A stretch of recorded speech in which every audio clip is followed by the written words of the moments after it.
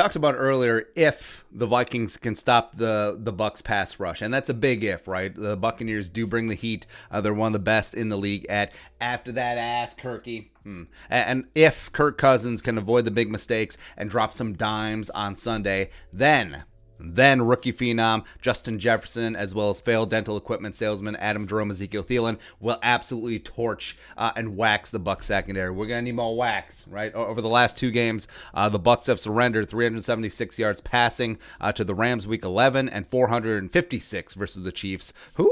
Week 12, both home losses, by the way, because safeties Jordan Whitehead, the Pitt Panther, as well as our guy Antoine Winfield Jr. If you're gonna get after them, in the pass is where you do it. Also, looking at the cornerback matchups, it's going to be big. It's going to be big. Now, for the Bucs, to the credit, respect, it's absolutely huge that second-year cornerback Jamel Dean is back from the concussion that he suffered against the Rams. Him missing the Chiefs game was a big deal. He is their best cornerback. Now, he generally doesn't travel. He doesn't shadow. The other team's wide receiver ones plays the bulk of his snaps on the right side of the defense. On the other side, his fellow Auburn alum Carlton Davis. Now, Davis was the one who got posterized by Tyreek Hill for 9 catches, 211 yards, and 3 touchdowns in their last game, week 12. But yeah, we listed 4 touchdowns allowed, all Tyreek. That's just kidding, but seems like it. Part of that is no Jamel Dean, and then Davis did de facto shadow Tyreek for the most part. It was less than ideal. Working from the slot is a guy that we like coming out of Central Michigan, but Sean Murphy-Bunting, 2019 second rounder from the Chippewas, the former teammate of Tyler Gronklin. What's up? He's allowed 46 catches, 562 yards receiving, 4 touchdowns this year on 57 targets, as well as a team high 123.8 quarterback rating. Now he's pressed into outside action with Dean out, and then they had Ross Cockrell playing the slot, which was less than ideal. So getting after Murphy-Bunting, I think will be absolutely big for the Vikings. Also, you factor in the specter of the Vikings having only one healthy tight end on Sunday, the aforementioned Gronklin. You could see them playing a lot more 11 personnel.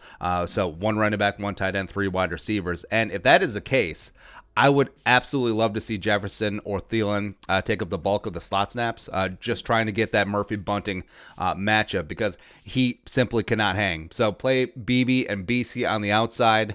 Of course, Justin Jefferson has become an outside-the-numbers monster this year, but his bread is still buttered on the inside, and I think that potential matchup of Jefferson versus Sean Murphy-Bunting, that'd be amazing. Just trying to avoid Jamel Dean as possible, respecting him for sure. And also the Bucs are 9th in the NFL in fantasy points allowed to receivers, so Jefferson and Thielen should be able to eat, again, big if, monster if the Vikings offensive line can hold that elite Bucs pass rush at bay. I think Kirk and the crew and 18 and 19 and 12 and 81, oh my bingo, should be able to be extremely productive. And I think this game, low-key, could come down to a shootout. And frankly, I'm okay with that. Even though the Bucs have their own crew of absolutely dynamic, amazing wide receivers in Mike Evans and Chris Godwin and Tyler Johnson, who the Vikings should have drafted, by the way, as well as you forget that they have Antonio Brown.